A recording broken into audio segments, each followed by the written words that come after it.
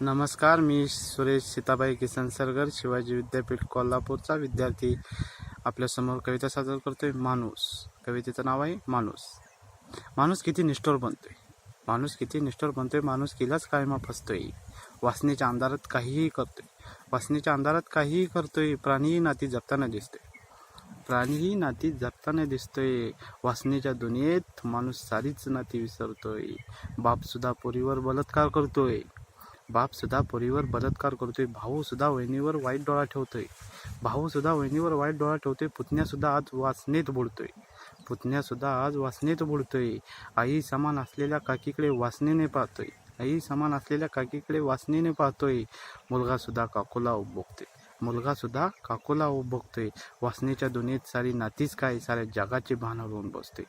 वासनेच्या दुनियेत नातीच काय, साऱ्या जगाचे भान हरवून बसतोय. भाऊसुद्धा चुलत बहिणीचे पोट फुगवतोय, भाऊसुद्धा चुलत बहिणीचे पोट फुगवतोय. प्रियकरसुद्धा प्रेयसीवर बलात्कार करतोय, प्रियकरसुद्धा प्रेयसीवर बलात्कार करतोय.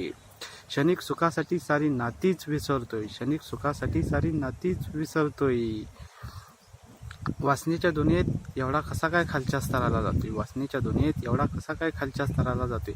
अशा प्रवृत्तीस आम्ही माणूस कसे काय म्हणू शकतोय, अशा प्रवृत्तीस आम्ही माणूस कसे काय म्हणू शकतोय. बायको असताना सुद्धा बाहेर शेण कसा काय खातोय, बायको असताना सुद्धा बाहेर शेण कसा काय खातोय. अनेकांचे संसार उद्ध्वस्त करतोय, अनेकांचे संसार उद्ध्वस्त करतोय.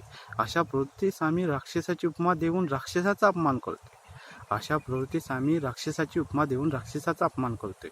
होय, खरंच माणूस किती निष्ठुर बनतोय, माणूस किलाच कायम फसतोय, माणूस किलाच कायम फसतोय. धन्यवाद.